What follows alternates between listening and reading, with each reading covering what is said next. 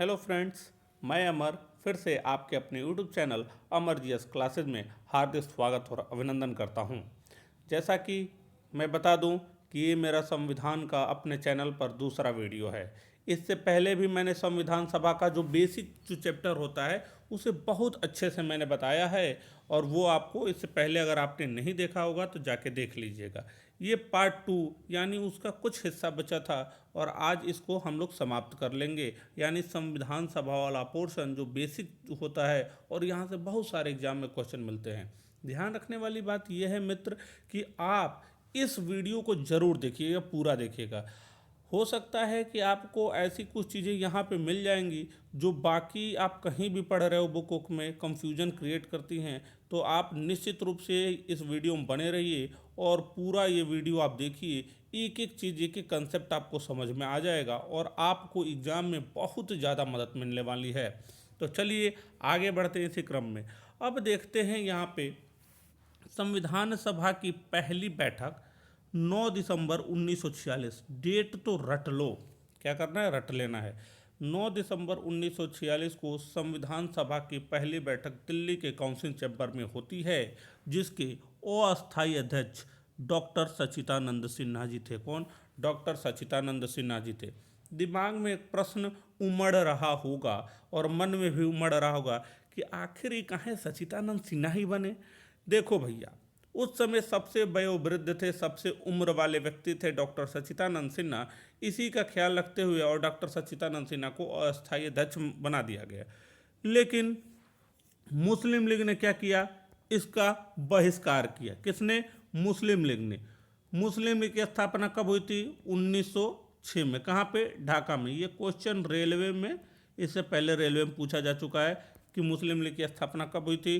तो 1906 में ढाका में इसकी मुस्लिम लीग की स्थापना हुई। इससे पहले मैं एक वीडियो बनाया, उसमें सब कुछ बताया गया है।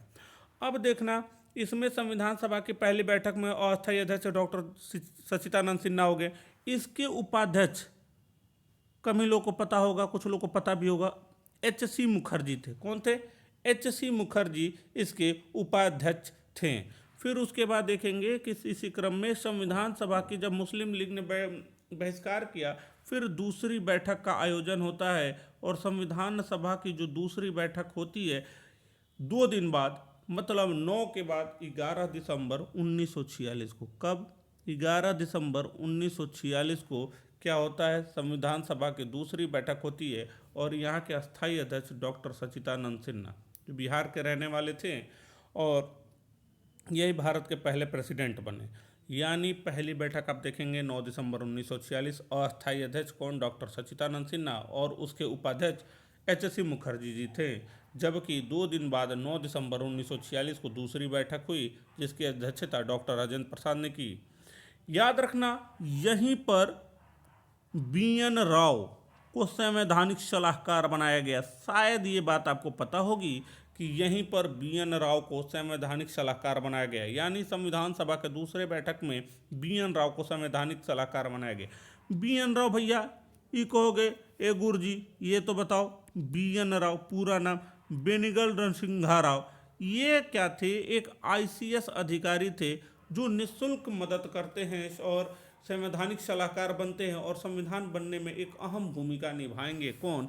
बी.एन. राव। क्वेश्चन घुमा के पूछ दिया जाए कि किस बैठक में बी.एन. राव को संवैधानिक सलाहकार नियुक्त किया गया, तो आप बताओगे बच्चा कि संविधान सभा की दूसरी बैठक जो 11 दिसंबर 1946 को हुई थी, जिसके अध्यक्ष डॉक्टर राजेंद्र प्रसाद ने की थी। और यहीं पे बी.एन. राव को कहा जाता है कि देखिए भैया, आप संवैधानिक सलाहकार बनिए और सलाह दीजिए संविधान कैसे कैसे बनेगा।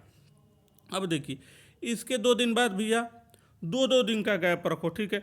2 दिन बाद क्या होता है कि 13 दिसंबर 1946 को। कब?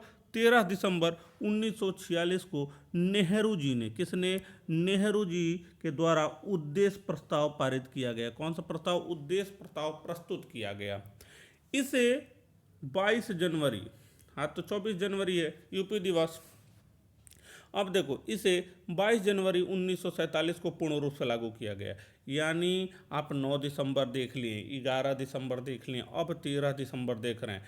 13 दिसंबर 1946 को पंडित नेहरू के द्वारा उद्देश्य प्रस्ताव पारित किया गया और इसे 22 जनवरी 1947 को पूर्ण रूप से लागू किया गया। ठीक, इतने क्वेश्चन आपके डायरेक्ट एग्जाम में मिलते हैं। प्रारूप समिति के अध्यक्ष जो 29 अगस्त 1947 को प्रारूप समिति के अध्यक्ष डॉक्टर साहब यानी डॉक्टर भीमराव अंबेडकर जी को बनाया गया और इसमें 7 सदस्य थे। कितने सदस्य थे? 7 सदस्य थे। तो याद रखना क्वेश्चन आएगा प्रारूप समिति यानी ड्राफ्टिंग कमेटी। अभी तक आप देख रहे हो, देखो संविधान बनाने के लिए कोई भी किसी, जैसे मान लो आप ऐसे समझो एक घर को बनाना है।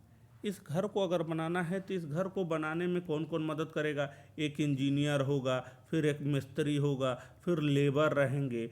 ठीक उसी प्रकार संविधान सभा को, जैसे संविधान बनाने के लिए एक पूरी संविधान सभा रहती है, उसमें पद दिया जाता है कि जैसे BN राव को कहा गया कि आप सलाह देंगे। उसके बाद ड्राफ्टिंग कमेटी जो प्रारूप समिति बनी उसमें अध्यक्ष कहा जाता है भीमराव अंबेडकर, और भीमराव अंबेडकर को इनको दे दिया जाता है अध्यक्षता।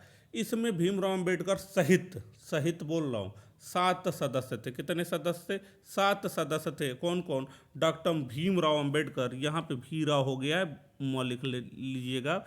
डॉक्टर भीमराव अंबेडकर अध्यक्ष थे।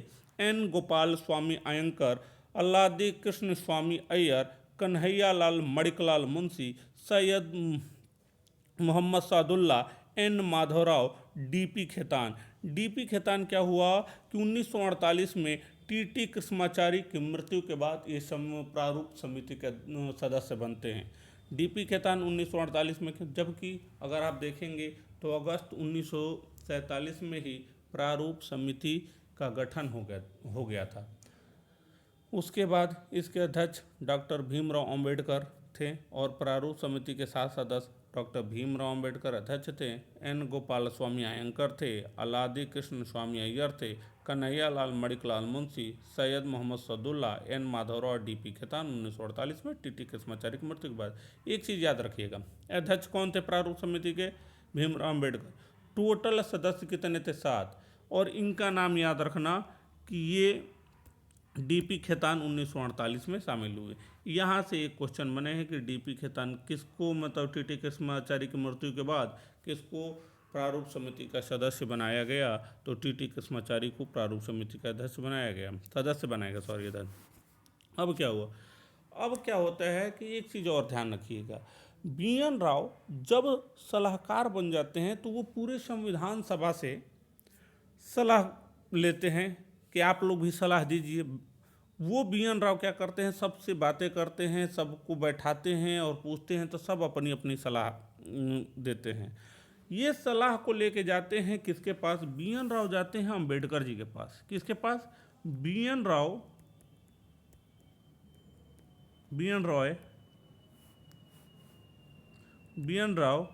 अंबेडकर जी के पास जाते हैं और कहते हैं कि देखो भैया ये लोग सलाह दिए हैं। बहुत ध्यान से सुनते हैं, कौन? अंबेडकर जी। और अंबेडकर जी ये सब सुनने के बाद क्या करते हैं, वो प्रारूप समिति के अध्यक्ष थे, तो वो अपने सदस्यों को बताते हैं और संविधान सभा की सलाह को कहते हैं कि देखो संविधान सभा ने ये चीज़ हम लोग के सामने रखी है। उन्हीं आधार पर अंबेडकर जी ने 21 फरवरी 1948 को, कब? 21 फरवरी 1948 को अपनी पहली रिपोर्ट प्रस्तुत की।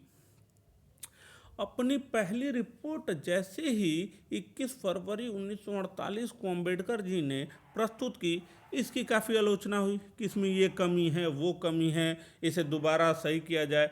अंबेडकर जी ठीक है, सबका सम्मान करते हैं, कहते हैं ठीक है मैं दोबारा रिपोर्ट तैयार करूँगा, और फिर उसमें कुछ सुधार किया जाता है और अक्टूबर 1948 में पुनः इसको प्रस्तुत किया गया। जब पुनः प्रस्तुत किया गया तब संविधान सभा को यह बात समझ में आई और कहने लगे नहीं ये अब रिपोर्ट ठीक है। तो भैया रिपोर्ट ठीक है, जैसे मान लो हमने कोई नोट्स दिया, कुछ लोग कहने लगे ए पगला हटाओ, ख़राब है, ये बढ़िया नोट्स नहीं है। हमने कहा अरे प्रभु एक मौका और दे दो। फिर हम दोबारा नोट्स बनाए, तो दोबारा नोट्स बनाया, फिर आपको दिए हम, फिर उसमें कह रहे हो नहीं अब थोड़ा ठीक है। उसके बाद क्या होगा, आप लोग पढ़ोगे, फिर टोटल पढ़ोगे। वैसे ही क्या हुआ, संविधान सभा BN राव सलाह लेते हैं, अंबेडकर जी के पास जाते हैं और कहते हैं अंबेडकर जी संविधान सभा की पूरी ये सलाह है। अब अम्बेडकर जी कहते हैं बिल्कुल सही है, सम्मान करना चाहिए, और 21 फरवरी 1948 को उन्हीं सलाह के आधार पर एक रिपोर्ट तैयार करते हैं।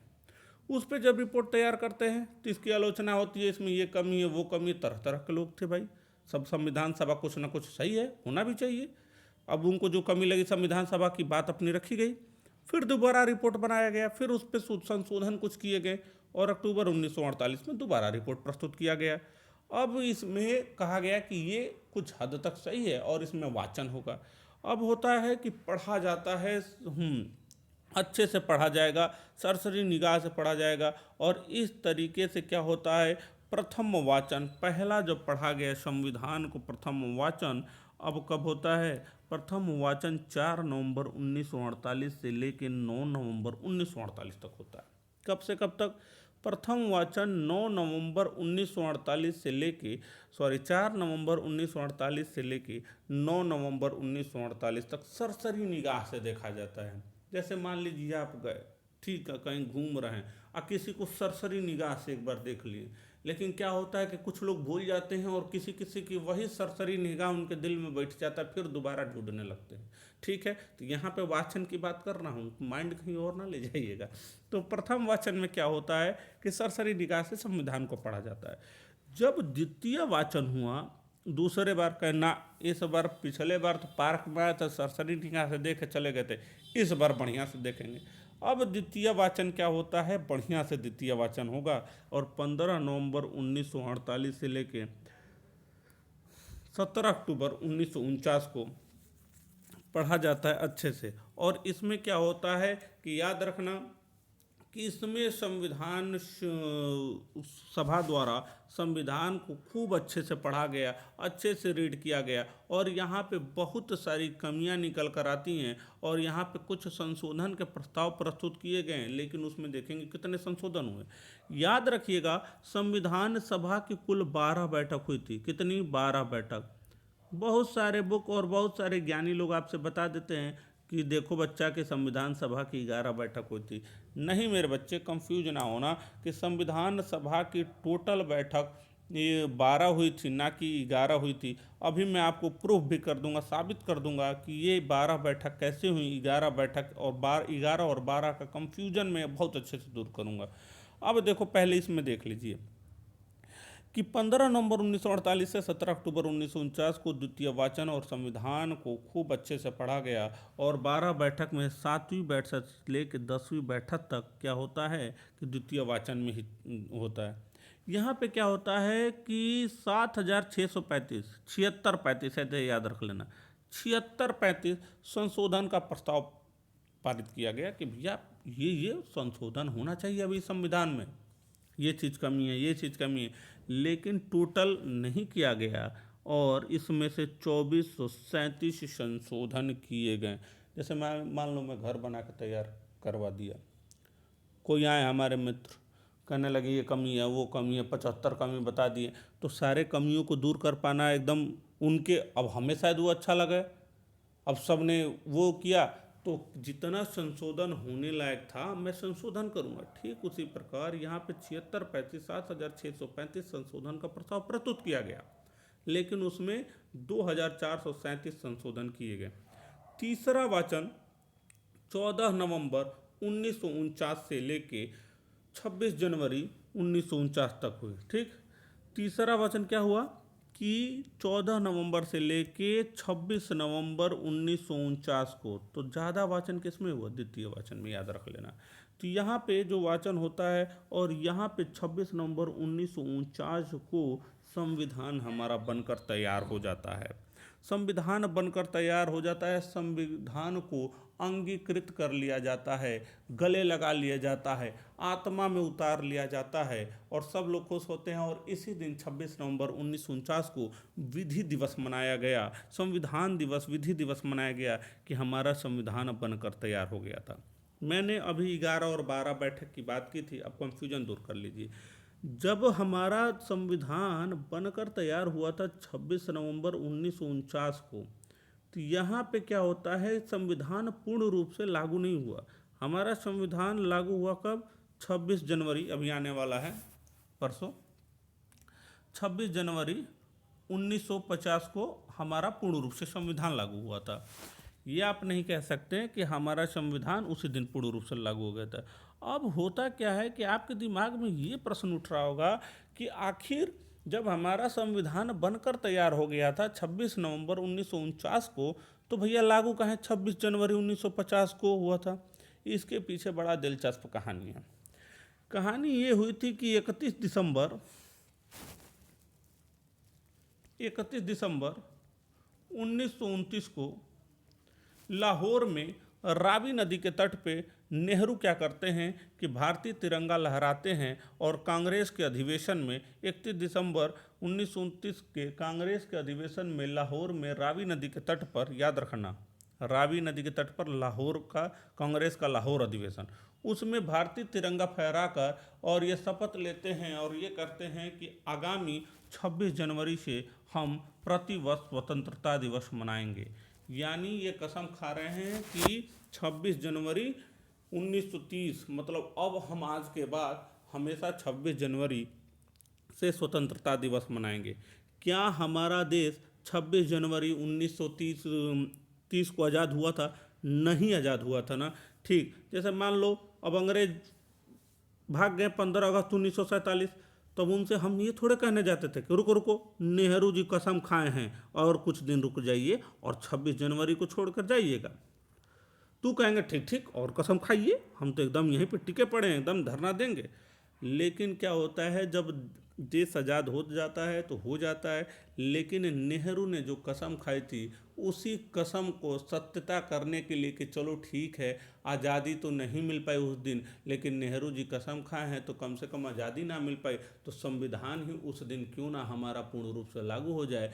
इस वजह से जो हमारा संविधान बनकर तैयार होता है कब, 26 नवंबर 1949 को, और लागू कब होता है, 26 जनवरी 1950 को। तो ये उसके पीछे कहानी थी। अब यहाँ पे जैसे देखिए सपने देखने चाहिए, हाँ बिल्कुल सपने देखने चाहिए, और आज़ादी के नेहरू जी ने अच्छे सपने भी देखे। अब यहाँ पे क्या होता है कि जब हमारा संविधान बनकर जब तक तैयार होता है 26 नवंबर 1949 को, 26 नवंबर 1949 को जब हमारा संविधान बनकर तैयार हो जाता है तब तक तो हमारी 11 बैठक हुई थी। ध्यान रखना, कितनी, 11 बैठक।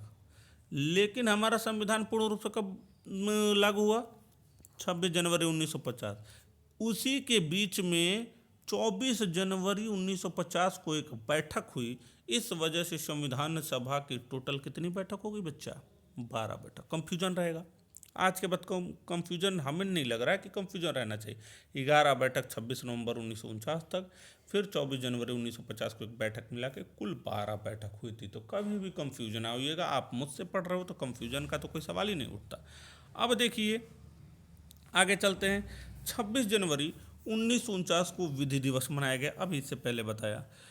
अब एक और आप लोग को कंफ्यूजन रहता है कि आप लोग ये कहते हैं कि कुछ बहुत सारी बुकों में लिख देता है कि सर 26 नवंबर 1949 को कितने अनुच्छेद लागू किए गए, 15 अनुच्छेद लागू किए गए। लेकिन नहीं, ये कंफ्यूजन ना रखिएगा कि कभी भी अगर आपसे ये क्वेश्चन पूछ दिया जाए कि कितने संविधान 26 नवंबर 1949 को कितने अनुच्छेद लागू किए गए, तो ये अनुच्छेद लागू किए गए कुल कितने, 16। अब आपके दिमाग में ये आ रहा होगा कि ये 16 कैसे हो गई भैया, हम तो अब देखिए इसमें ये 16-15 का कंफ्यूजन देख लीजिए। अगर देखा जाए तो हमारा अगर अनुच्छेद 15 अनुच्छेद अगर देखा जाए तो नागरिकता से संबंधित सारे अनुच्छेद लागू किए गए। यानी कि अगर आप ये देखेंगे कि अनुच्छेद 5, 6, 7, 8, 9, 60 राष्ट्रपति का शपथ, 324, 366, 367, 367 हो गया। फिर इसमें आगे इसी क्रम में देख लेंगे आप 379 अगर इसमें आईपीसी में नहीं जाना, अनुच्छेद की बात कर रहा हूँ, और यहाँ पे अगर आईपीसी में जाओगे तो 379 चोरी वाला है, तो ठीक है वो सब बाद में बताया जाए। 380, 388, 391, 392 और 393 ये सारे अनुच्छेदों का जिक्र है कि ये सब टोटल अभी तक हमने जितना लिखा कुल 15 अनुच्छेद लिखा। तो भैया इतना 15, लेकिन ध्यान रखना मित्र एक चीज़ और, जो हमारा संविधान बनकर तैयार हुआ था और लागू हुआ था 26 नवंबर 1949, और ये किस अनुच्छेद के तहत, अगर ये पूछ दे किस अनुच्छेद के तहत हमारा संविधान 26 नवंबर 1949 को लागू हुआ, तो अनुच्छेद 394 के तहत हमारा क्या हुआ, संविधान 26 नवंबर 1949 को लागू हुआ। ये मोस्ट इंपॉर्टेंट है, बहुत कम ही बुक में आपको मिलता होगा, तो इसे याद रखिएगा। अगर मान लीजिए इसमें पीसी एसोसिएशन में क्वेश्चन फंसाते हैं, इंटरव्यू में ऐसे क्वेश्चन आए हैं कि किस अनुच्छेद के तहत 26 नवंबर 1949 को हमारा ये संविधान लागू हुआ, तो अनुच्छेद 394 के तहत। एक ऊपर जाएंगे 393, तो 393 अनुच्छेद में क्या हुआ, संविधान का शीर्षक दिया गया। क्या दिया गया, शीर्षक। जैसे कोई भी कहानी पढ़ेंगे ना, जैसे मान लो कोई भी आप कहानी पढ़ रहे हो, किसी आशिक मिजाज इंसान की कहानी पढ़ रहे हो और वो अपने प्यार में घायल हो चुका है, नाकाम हो चुका है, तो शीर्षक हो जाएगा ना घायल आशिक, हो गया घायल आशिक, नाकाम आशिक, हत्यारा आशिक, तरह तरह के आशिक होते हैं। हाँ, तरह तरह के आशिक मजनू होते हैं, तो शीर्षक हो जाएगा घायल आशिक। ठीक उसी प्रकार अनुच्छेद 393 के तहत ये शीर्षक कौन सा हो गया, भारत का संविधान। तो अनुच्छेद 393 में क्या है, भारत का संविधान, यानी संविधान का शीर्षक दिया गया है क्या, भारत का संविधान। तो इस तरीके से आई होप सो कि आपका यह 16 अनुच्छेद वाला लागू हुआ, 16वां अनुच्छेद 394, जिसके तहत 26 नवंबर 1949 को हमारा संविधान लागू हुआ था। कुछ इंपॉर्टेंट फैक्ट बहुत एग्जाम में पूछे जाते हैं, आप लोग ध्यान नहीं देते हैं। संविधान को भैया बनने में कितना समय, हमें पूरा का पूरा पता है, आपको ये डेट ये सबको पता रहता है, 2 वर्ष 11 महीना 18 दिन। थोड़ा सा और आगे बढ़ जाते हैं हम, 7 घंटे। टोटल कितने लगे थे संविधान को बनने में, कुल 2 वर्ष 11 महीना 18 दिन, कुल 7 घंटे लगे थे, इतना समय लगा था। कुल व्यय कितना लगा था भैया, तो 63,96,729 रुपये। कहीं कहीं अगर एग्जाम में अगर आपसे ये पूछ दे डायरेक्ट 64 लाख भी दे देता है, तो ऑप्शन टिक कर देना, लगभग 64 लाख, ठीक। तो ये एग्जैक्ट फिगर है, 63,96,729 रुपये संविधान को कुल लगने में, इतना व्यय हुआ था संविधान को बनाने में। अब देखिए 26 नवंबर 1949 को जब हमारा संविधान लागू हुआ था, 22 भाग 395 अनुच्छेद और 8 अनुसूची। वर्तमान में कितनी अनुसूची हैं, आप कमेंट बॉक्स में कमेंट करके बताइए, इंतज़ार जरूर रहता है। आप ये ना सोचना कि मैं ऐसे ही बोल देता हूँ कि कमेंट करके बताइए, कम से कम एटलीस्ट अगर आप वीडियो देख रहे हैं, तैयारी कर रहे हैं, तो इतना तो आपको करना चाहिए, कमेंट कीजिए। कमेंट करने में क्या शर्माना, आप लोग इतने शर्माएंगे तो कैसे काम चलेगा, इतने शर्माने से बहुत काम गड़बड़ा जाता है। छोड़िए, अभी बाद में बताएंगे, लेकिन आप कमेंट करके ये बताइएगा कि वर्तमान में कितनी इतना सिंपल क्वेश्चन है, ठीक। अगर ज़्यादा बताना चाहते हैं कब क्या बढ़ा, चलिए अनुसूची जब मैं पढ़ाऊँगा इसके बाद तो बताऊँगा। तो क्या है ना कि आप क्या करते हो कि डेली सुबह उठो, एक लक्ष्य निर्धारित करो और उस लक्ष्य के लिए एकदम पागलपन सवार अपने अंदर एकदम पागलपन लाओ कि नहीं मुझे इसको हासिल करना है। और दुनिया का कोई भी इंसान सफल हुआ है ना, आप केएफसी के जो मालिक को देख रहे हो ना, 62 साल की उम्र में उसने अपना बिजनेस शुरू किया था और आज कहाँ है आप जान सकते हो। किसी का भी, अगर मैं यहाँ पे इसकी बात बता रहा हूँ, किसी को भी आप देख लो, महाराणा प्रताप को देखोगे तो कितने उन्होंने संघर्ष झेले, क्या क्या झेले। तो जो भी जिसका भी इतिहास आप पढ़ेंगे, जो भी आगे बढ़ा है, बिना संघर्ष के कुछ नहीं मिलने वाला है। संघर्ष जितना कड़ा होगा, जीत उतनी शानदार होती है। एक और चीज़, हम लोग ये सोचते हैं कि पता ना मेरा सिलेक्शन होगा कि नहीं होगा।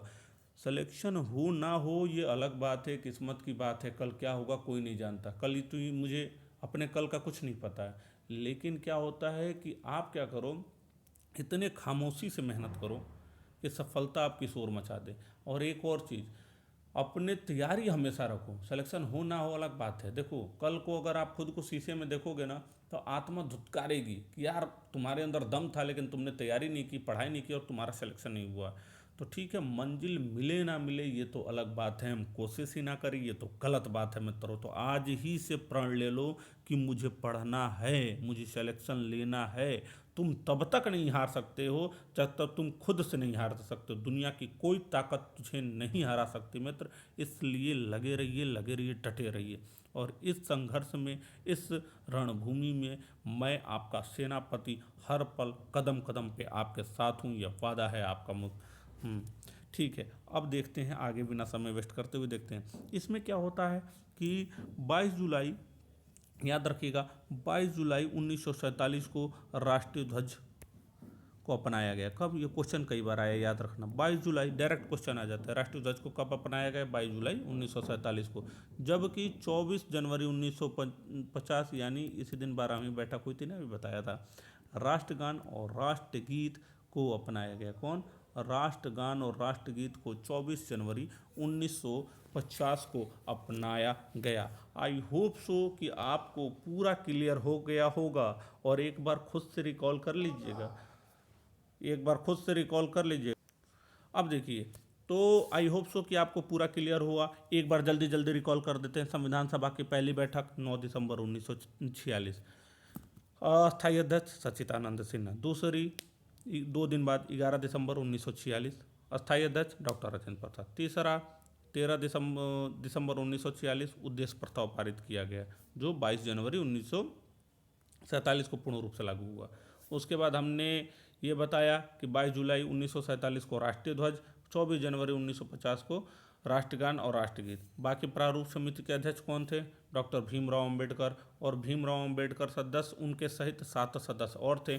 डीपी खेतान वाली बात याद रखिएगा। डीपी खेतान, टीटी किस्माचारी 1948 में मृत्यु हो जाती है, उसके बाद इसके प्रारूप समिति के सदस्य बनते हैं। संविधान सभा की दूसरी बैठक में BN राव को क्या होता है कि संवैधानिक सलाहकार बनाया जाता है। 3 वाचन हुए, सर्वाधिक समय किसमें लगा? द्वितीय वाचन में। कुल बैठक कितनी हुई? 12 बैठक हुई। आई होप सो कि आपको पूरा समझ में आ गया हो। अगर कोई भी टॉपिक, अगर कोई भी कंसेप्ट इसमें से क्लियर ना रहा होगा, आपसे हाथ जोड़ के निवेदन है, ज़रूर कमेंट बॉक्स में आप पूछिएगा। अगर हाँ, मैं मेहनत कर रहा हूँ, मेरे हौसले को थोड़ा सा बुलंद कीजिए। अभी मैं रेगुलर स्पीच चैनल पर रहूँगा और अभी बहुत मेहनत से पढ़ाया जाता है आपको। खुद अपने हाथ से नोट्स लिखता हूँ और पढ़ाता हूँ। तो प्लीज़ अगर यह वीडियो अच्छा लगे हो तो लाइक, शेयर और सब्सक्राइब ज़रूर कीजिएगा। और अमर GS क्लासेस को थोड़ा सा फैला दीजिए चारों तरफ से, ठीक है। तो आज के लिए इतना ही, और ये क्लास एक शायरी के साथ समाप्त करूँगा। ये शायरी सब आप सभी स्टूडेंटों को समर्पित। मैं इस अमित भारत का अमित सम्मान करता हूँ। यहाँ की चांदनी मिट्टी का गुणगान करता हूँ। नहीं चिंता है मुझे स्वर्ग में जाकर मोक्ष पाने की, अपने हर एक छात्र का हो सिलेक्शन, बस यही अरमान रखता हूँ। तो धन्यवाद मित्रों वीडियो देखने के लिए। वीडियो को लाइक, शेयर और सब्सक्राइब कीजिएगा। जय हिंद।